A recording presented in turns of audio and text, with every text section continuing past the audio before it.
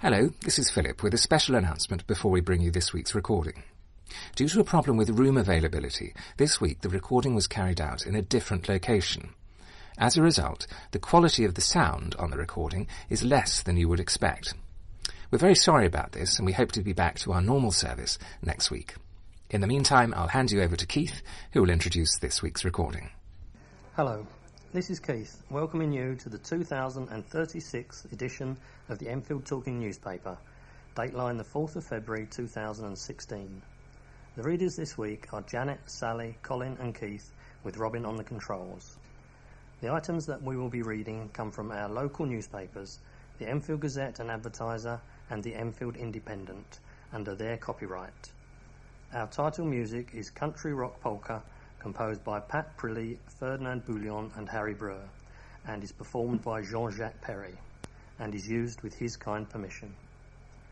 Local stories include concern over sex attacks and patient dies waiting at crisis hit hospital. Quite a few special news items this week.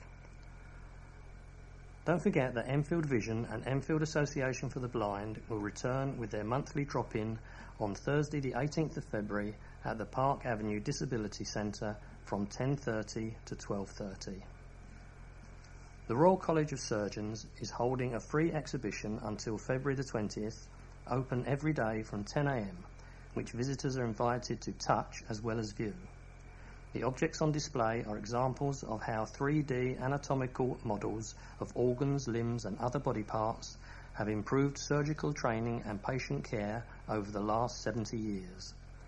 Designing Bodies, Models of Human Anatomy from 1945 to now at the Hunterian Museum, Royal College of Surgeons, 35 to 43 Lincoln's Inn Fields, London WC 2A 3PE. Your nearest tube station is Holborn. Join the RNIB Music Society for Hendrix in Brook Street, the 60s Relived. A workshop at Handel and Hendrix in London, 25 Brook Street, Mayfair, London W1K 4HB, and the nearest station to this is Bond Street. The workshop will take place on Monday the 15th of February from 11 a.m. until 4 p.m. and is open to any blind and partially sighted music lovers over the age of 16, but will be of particular interest to guitarists. The day will involve a guided tour of Hendrix Flat in London, a talk from Adrian Lee, a discussion about music in London in the 1960s, prompted by artifacts brought by participants. To find out more or to request an application form, please contact the Music Advisory Service by telephone on 020 7391 2063 or by email to mas@rnib.org.uk. I'll give you that again. It's the telephone number 020 7391 2063 and the email address mas@rnib.org.uk. The Enfield Macular Disease Support Group meets on the second Wednesday of every month from 10 a.m. to 12 noon at the Trinity Church Hall, Gentleman's Row, Enfield EN2 6AN. The meetings are open to anyone affected by central vision loss. Carers are welcome as well.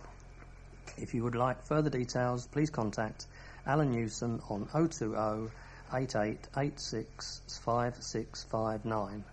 That's Alan Newson on 020 886 5659.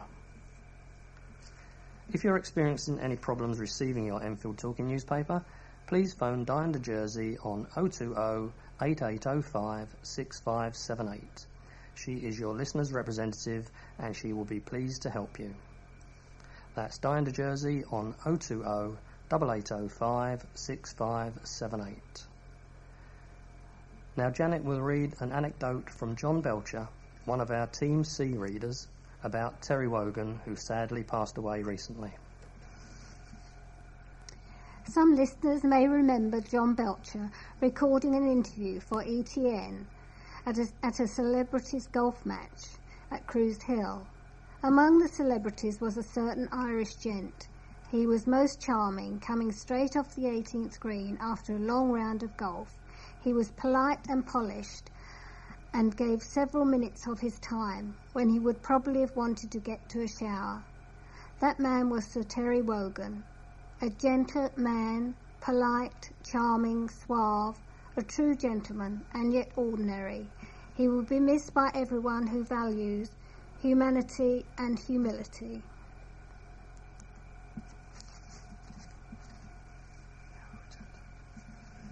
Now we return to Sally. Police have sought to calm community fears after a week in which 3 sex attacks were committed in the east of the borough in the space of 4 days. The first incident on Sunday, January the 24th, a woman was walking along Mottingham Road in Edmonton at about 9:15 p.m. when she was assaulted by 4 teenagers. Police believe all 4 attackers were aged about 17, and it is thought one of them had a knife. In the wake of the assault, police pledged that officers from Safer Neighbourhoods team would be stepping up patrols in the area. However, 3 days later, just a short walk from Mottingham Road in Sandhurst Road and Shirley Road, 2 12-year-old girls were approached on separate occasions in the afternoon at 4:30 and 5:30 by a man claiming to be a police officer. One of them was able to flee after being grabbed by the man, but the other girl was subjected to a sexual assault. A 32-year-old man has been charged in relation to these offences, which are not being linked to the assault on the woman. Responding to the fact the attacker had managed to strike when officers were supposed to be on high alert, and insisting that more police had been on the streets in the aftermath of the January 24 attack, a police spokesperson said, "While we will not be drawn on specific details of this deployment of police, the activity involved a significant number of additional patrols in Enfield, both by local Safer Neighbourhoods officers and by other officers assigned to this work." While police continue to hunt for the 4 teenagers who attacked the woman, they have issued an appeal for information about a man who sexually assaulted 3 12-year-old girls on buses travelling through the borough in December. A spokesman stressed, "These sorts of offences are thankfully very rare, and swift police work has seen a man arrested within hours of the offences against the young girls being reported to the police. He has subsequently been charged." However, satisfaction with the police in the borough is at an all-time low, with public confidence the 3rd worst in any London borough at 59%. Nick Dines, Tory councillor for Chase Ward, who sits on the Enfield Safer Neighbourhoods Board, has issued a stark warning that this figure may plunge further unless action is taken.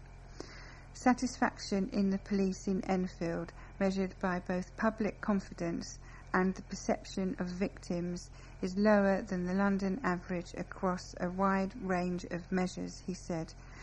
Public complaints against members of staff have also risen by 10% over the last year. Statistics, of course, only tell part of the story, but it is concerning. A patient died after being forced to wait an unacceptable amount of time to be seen at a hospital's casualty department.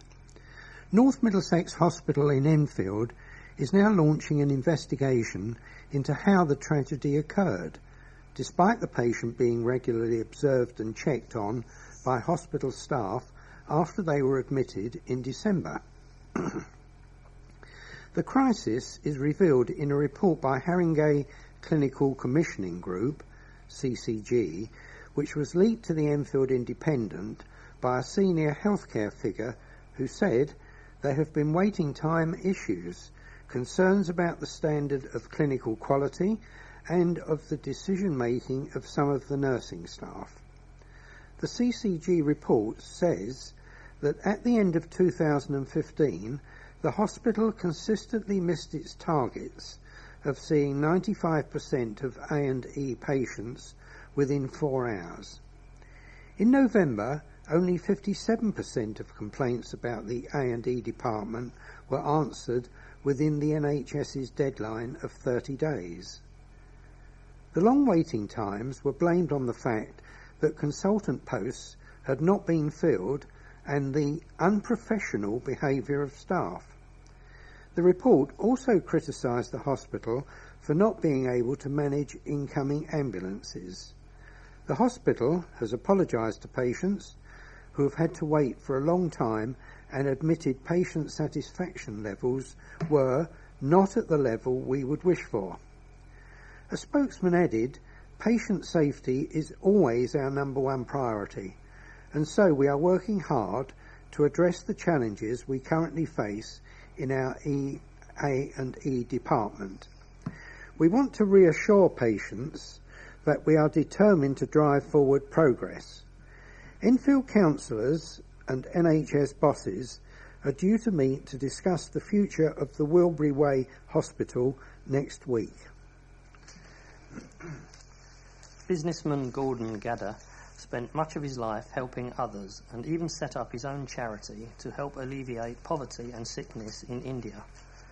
He was the kind of character that if anyone needed to help, he always helped them out, said his son Manoy. He had the upbringing that you think of other people. So when Mr. Gadder of Hedge Lane, Palmer's Green, became ill with lymphoma cancer, it was natural that property developer Manoy wanted to help other patients. He raised £18,000 in his father's memory for patients who were suffering the same side effects from their treatment, and is handing over enough money this month to buy a revolutionary machine. His 80-year-old father was treated at North Middlesex University Hospital in Stirling Way, Edmonton, and was later transferred to the Royal Free Hospital in Hampstead. Manoy said, "He had to go for dialysis, and I noticed that he, alongside other patients, would return from dialysis in a state of confusion, not knowing where or who they were. This was caused," he said, "by the amount of fluid removed during dialysis, and sometimes his father's chest would fill up if not enough fluid was removed. He said that a drain was fitted to remove the fluid, but his father would become confused and pull it out, so had to undergo more surgery for it to be refitted." After his father's death in April last year, Manoy asked medical staff why this happened. He said, "I was told they needed a machine which would pass a current through his body, and during dialysis tell them exactly how much fluid should be removed." He decided to raise the £10,000 needed to buy a machine for the Royal Free and set up a website. Manoy of Bourne Palmer's Green said, "I had little cards printed and sent them out to people my father knew. They went out to friends, family and work colleagues. Their generosity meant that Manoy, 45, has been able to buy the equipment the hospital needed and donated a further £8,000 to Cancer Research UK, Macmillan Cancer, the Lymphoma Association and Trinity Hospice in Clapham, south-west London. His father set up Supreme Foods and Wines in Seven Sisters Road, Tottenham, before retiring in 1995 and running a property business. He also set up the Balvima charity and helped people in India, Africa and Indonesia. Manoy estimated that his father donated hundreds of thousands of pounds to charity. If you'd like to donate to Manoy's appeal, visit www.gordongadder.com. I'll spell that for you. It's www.gordongadher.com. A pair of inseparable twins who married two brothers in the same year have celebrated their 90th birthday.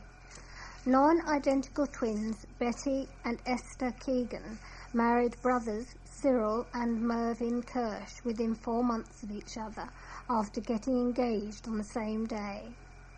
Today, Betty and Mervyn Kirsch live in Ashurst Road, Cockfosters, a stone's throw away from Esther, whose husband Cyril died last year, aged 94. Betty said she liked the look of Mervyn, who was wearing a navy blue suit when she first spotted him at a party in 1949. She says he stood out because while most people wore khaki uniforms, he was the only one wearing a suit. Esther and Cyril met a few weeks later when they accompanied Betty and Mervyn to a dance. Mervyn said, "Cyril told me he didn't want to be stuck with her all evening and wanted to play the field." But he did stick with her that evening, and they ended up getting married. After getting engaged on the same day, Betty and Mervyn married in June 1949, with Cyril and Esther marrying 4 months later in October. In 2014, Cyril was made an MBE, and Mervyn was made a Chevalier of the Legion of Honour. A group of friends and family came together for a surprise party to celebrate the landmark occasion. Betty said, "It was a complete surprise for me. I didn't know how many people would be there or who was coming. It was wonderful to see all my friends and family. We don't look alike, that's the whole thing. People are very surprised when we say we are twins. But there is this closeness between us. Over the years we have shared holidays and have always lived near each other. Our children have grown up together and are all very close." A Tory councillor is angry that the local authority is considering scrapping a discount for parking permits for elderly people. Joanne Laban, who represents Town Ward and is deputy leader of the Tory group on Enfield Council, has voiced concerns over a consultation which is seeking residents' views on whether the 50% discount on the cost of a parking permit for over 65s should be axed. The Council's consultation is also asking residents for their opinions on increasing the cost of a parking permit. The Conservative group are angry that this could see families who rely on larger cars forced to pay more. Ms. Laban, who is the opposition spokeswoman for the environment, said, "The proposals that are put out to consultation are shocking. People deserve to be able to park outside their own home without a huge cost associated with it. The people who will be affected will be those with more than one car, families with large vehicles, and the over 65s. The proposed axe of the 50% discount for the over 65s is a U-turn on a key Labour Party manifesto commitment. This council is certainly punishing the car user with this policy." A spokesman for the council said that the local authority was running a consultation on the issue precisely so that residents could voice their objections.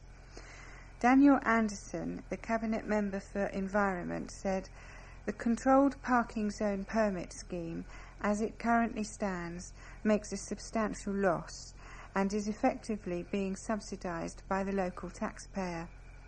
This position is no longer sustainable. The CPZ scheme needs to be self-financing, and that is the primary objective of this consultation exercise. We want to elicit residents' views on our draft proposals before making a final decision. The consultation can be accessed via www.enfield.gov.uk. The new Chase Farm Hospital will soon be emerging out of the rubble of the former maternity and A&E units after the council gave the green light to plans to build a 5-storey hospital on the site. The Royal Free London NHS Foundation Trust is one step closer to realising its ambition of building a new hospital on the site in the Ridgeway, Enfield. As the wrecking ball tore through the maternity ward, which closed in 2013 after a campaign to save the unit fell on deaf ears, council chiefs signed off on the latest planning application from the Royal Free Trust, paving the way for a brand new building to replace it. The facility will have less floor space than the current hospital, as the Trust wants to bring all wards under one roof after years of piecemeal expansion saw the facilities spread into small fragmented wards across the site. The Royal Free Trust had pledged that the new hospital would have a minimum of 25,000 square metres of floor space, and although the latest planning application for the new building comes in at 24,066 square metres, Planning Committee councillors accepted the bid. The committee approved the application to build a 5-storey hospital building, a new 3-storey energy building and a complete refurbishment of the Highlands wing, which the Trust is currently committed to keeping. The multi-storey car park will also remain in place, and the land that will be cleared by the demolition of other buildings will be used to build 500 new homes and a new primary school. A report presented to councillors about the Trust bid detailed objections from residents relating to increased congestion and lack of amenities for those who will be living in the new development. But the committee was advised they could not be taken into account as they did not relate to the specifics of this part of the planning process. David Sloman, the Royal Free Trust Chief Executive, said, "We are delighted with the Planning Committee's decision to approve our application. We have worked closely with commissioners and clinicians to ensure that the design improves patient accessibility, enhances our expansion capability, and provides real value for money. Construction work on the new hospital is due to begin in the spring." A businessman who threatened his Edmonton accountant and 2 of his employees at gunpoint when he refused to cook the books to save him £3.6 million a year is starting a prison sentence of more than 6 years. Sebastian Mysliwek, who ran a ventilation manufacturing business in Poland, subjected his accountant and his colleagues to a terrifying ordeal and tied one of them up when the accountant refused to submit to his demands. He tried to persuade the accountant to submit false VAT invoices during a visit he made to his office in Edmonton with 2 colleagues in April 2014. His accountant rejected the request. Undeterred, 40-year-old Mysliwek made a return visit to his accountants on April the 8th and brought a gang of 4 others, including men carrying firearms. He threatened the accountant and said he would be answerable for the £300,000 a month he thought he could save by submitting false VAT invoices. The accountant still refused, and Mysliwek ordered his henchman to threaten him and another employee at gunpoint. He then demanded that another worker was called into the office and tied him up and assaulted him with tools he bought at a builder's warehouse in Walthamstow, before stealing £10,000 in cash, iPhones, an iPad, car keys and a Polish ID card. The accountant reported the incident to the police, and Mysliwek from Battersea, South London, was arrested for robbery when he next arrived in the UK. His partner, 33-year-old Monika Patkowska, also from Battersea, who flew to the UK to be with him, arranged for a private detective to trace the families of the 3 victims, all of whom had links with Poland. Together with the private eye, she approached one of the victims, who was told they knew where his family lived. He was terrified about what could happen to them and agreed to give a statement to a solicitor, withdrawing his allegations against Mysliwek. But he went to the police, and the flying squad arrested Patkowska just after she had handed the victim several £1,000s in sterling and Polish zlotys as a payment for his role in trying to stop the prosecution.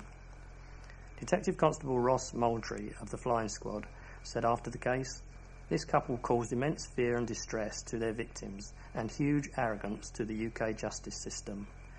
Mysliwek banked on his accountant assisting him in his criminality, but when this was refused, his 3 victims were subjected to a terrifying ordeal." Mysliwek pleaded guilty to robbery, blackmail and false imprisonment and was sentenced to 6 years and 3 months in jail at the Old Bailey. Patkowska was found guilty of conspiring to pervert the course of justice and was sentenced to 2 years and 6 months in prison.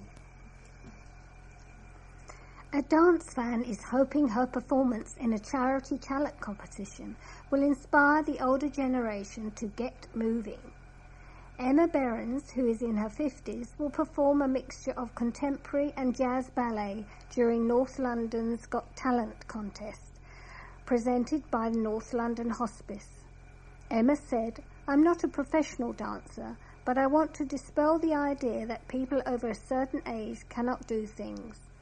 My day job involves working at a secondary school teaching French, Latin and maths, as well as other subjects on occasion. I teach just about everything but dance. Despite a lack of training, dancing has always been a lifelong passion for Emma. She enjoyed performing as a child, but stopped when she became ill with leukemia while taking her A-levels. She said, "I know how unpleasant it is to go through something similar to those in the hospice. I lost a lot of weight with my illness and got down to 6 stone, so needed to build up my strength again, and dance really helped." She recently began dancing again and took a professional exam at the Royal Academy of Dance. She adds, "The other students taking the exam were 18 or 19, but I thought how wonderful it is that there are opportunities for people regardless of age." A wheelchair user claims rail bosses are making it impossible for him to travel by train. Russell Eyre of Green Street, Enfield, cannot use the Abellio Greater Anglia train service that runs between Brimsdown and Liverpool Street without booking a ramp. But the 64-year-old, who was diagnosed with a tumour on his spine in May, says that even when he has given ample notice, he is often left waiting on the platform because staff have not been told about his booking. Despite repeated complaints, he is no closer to a solution. He said, "They have fobbed me off without an explanation. They need to communicate with their customers, as they do not even seem to know what they are doing wrong." Mr. Eyre added, "My life has changed a lot. I used to play tennis and drive, but now I cannot even go on holidays abroad. I have enough to worry about without the added stress of not being able to get around on the train."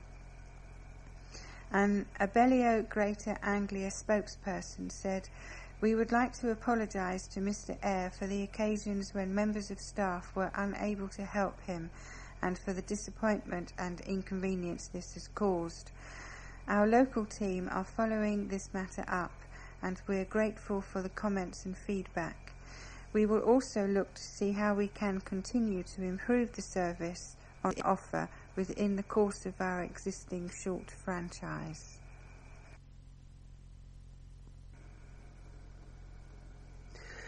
Four people were rescued by firefighters from a blaze at a block of flats in Edmonton. A woman on the second floor of the 3-storey building in Ploughman Close was helped to safety by firefighters wearing breathing apparatus. They also rescued a man from the first floor and 2 other women from a flat on the ground floor. Another man left a ground floor flat before fire crews arrived. The 3 women and 2 men were treated at the scene for smoke inhalation by ambulance crews. More than 20 firefighters in 4 engines from Edmonton and Tottenham stations tackled the blaze, which took an hour to bring under control. The cause of the blaze is being investigated by the Metropolitan Police and the Fire Brigade.